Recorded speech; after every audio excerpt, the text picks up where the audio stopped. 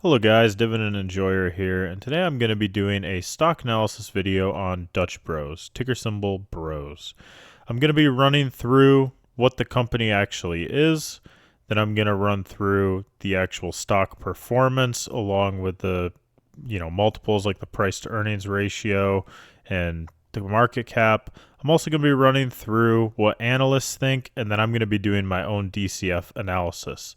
So if you want to see all that, stick around, and if you like the video, please leave a like and hit the subscribe button. Dutch Bros Inc. operates and franchises drive-thru shops specializing in handcrafted beverages. The business is divided into two segments: company-operated shops and franchising and other. The company-operated shops segment focuses on direct coffee shop sales to customers, while the franchising and other segment handles product and bean sales to franchisees, along with franchise fees, royalties, and marketing fees. Founded in 1992 by Travis and Dane Boersma, the company is headquartered in Grants Pass, Oregon. Over the past year, Dutch Bros Inc. is up an astounding 114.53%. The market cap of the company is $9.15 billion, and the price to earnings ratio is a very high 201.92. They do not pay a dividend. The 52-week low is 25.46, and the 52-week high is 61.33. So this stock has had a crazy run over the past year. It might be overvalued, but it might be undervalued as well. That's kind of what the DCF valuation portion of the video is going to tell us. And analysts are generally actually bullish on the stock, with 12 out of 13 rating it either a strong buy or a buy, and one rating it a hold. The analyst price targets range anywhere from 51 to 72, with an average price target of 63.33. The stock is currently at $59.34, like we've said before. It looks like they've consistently beat their quarterly EPS expectations, and overall, it looks like analysts who watch the stock think that there's probably a lot more growth coming, and it'll be interesting to actually have the DCF model in front of us to look at the cash flows, to see how they've been able to grow the cash flows, to see why this stock is surging the way it is. I have no idea how this stock is. I haven't been tracking it for a long time or anything like that. This is my first time really analyzing it, and I'm very surprised at the numbers. I'm surprised at the amount of gain that it's had in a year. I haven't heard any coverage on this stock. So let's get into the DCF analysis and try and figure out what's going on here. Guys, here's the free cash flow model portion of the video. I have a weighted average cost of capital of 9.77%. This is because the beta was so high, and the cost of equity is more heavily weighted in Dutch Bros than their debt. But Dutch Bros really made me realize that my DCF model has been lacking lately. And that is because, as you can see here, Dutch Bros has negative free cash flow, right? So their DCF per share is going to show as negative. And that's not what it should accurately be.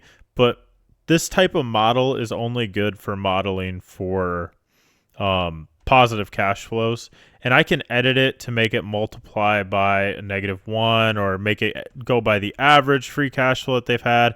The average has still been negative, but I thought I would actually add revenue because I think that would give a better picture of what's happening here. And our average revenue growth for the company is 38.66%. That's extreme, guys. That is a lot of growth.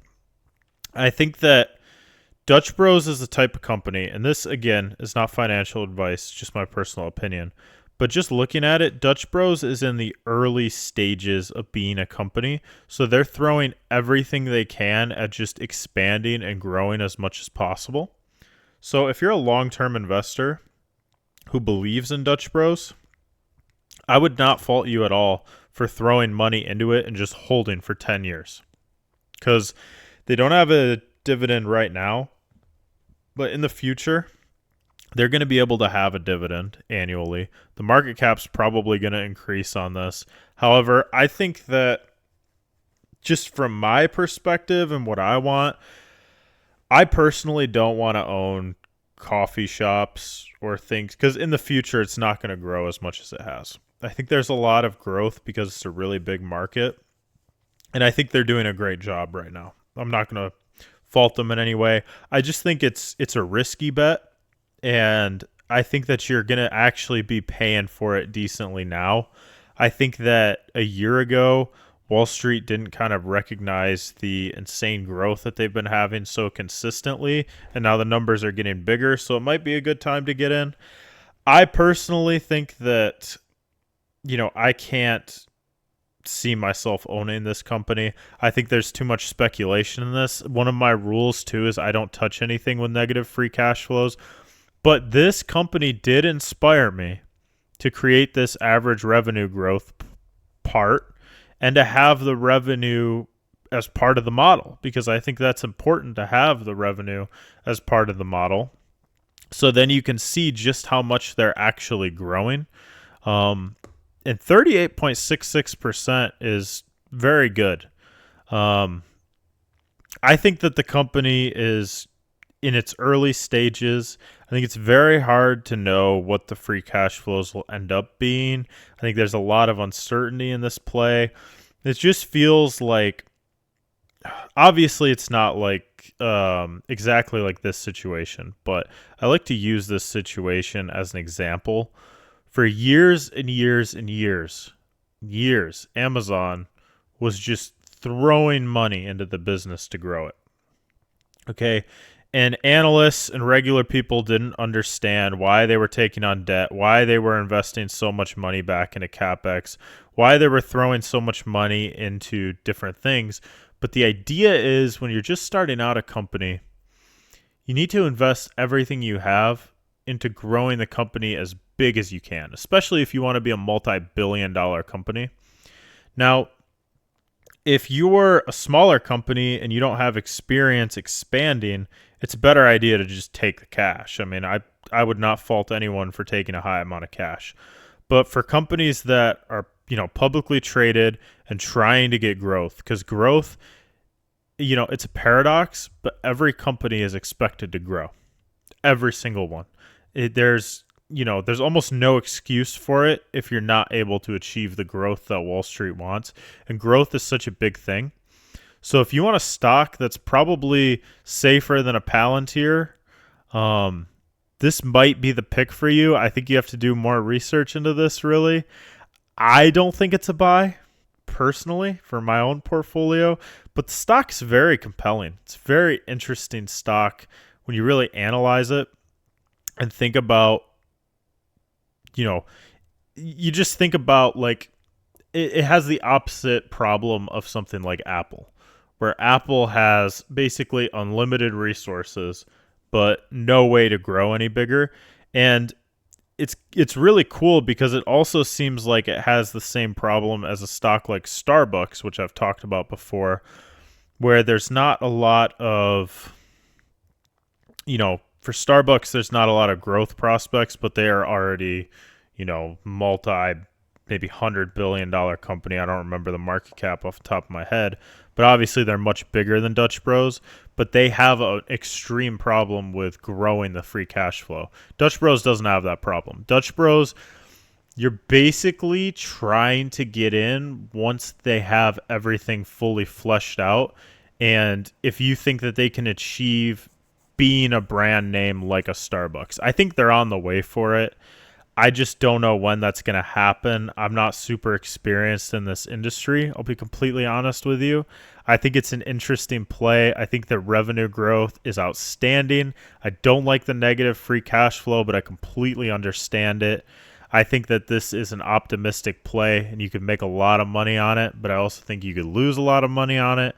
So those are just kind of my thoughts. And I hate to be a fence sitter, but I don't want to say anything that's necessarily wrong. I want to give you guys the right idea about what I really think about this stock, because if it was undervalued on my free cash flow valuation, I might have snagged up a little bit of it, because it does look like there's just growth here. And that's why they're not paying a dividend. If you're wondering, like, why doesn't Dutch Bros pay a dividend? It's because they believe that every dollar they invest into that business right now is going to be $5 in the future, or it's going to be more than $1 in the future. So to maximize shareholder value, they're not going to just give you that dollar, today. They're going to put the dollar back into the business and grow the business so that they can give you $2 tomorrow, right? That's kind of the idea. So yeah, I don't think you guys should touch this. I'm not touching this. If you already have it, though, I don't fault you. If you're thinking about buying it, I also don't fault you. I just think there's probably higher quality out there, but this is a really good growth play. And, I'm going to be interested to see what the stock does, because I think it's probably overvalued. I wouldn't buy something with negative free cash flow. I think the industry's very difficult to compete in. Yeah, I don't think you guys should buy. I think it's already run up enough. But let me know what you guys think in the comments. Let me know if you liked the video. If you didn't like the video, please hit the subscribe button if you liked the video, and have a great day.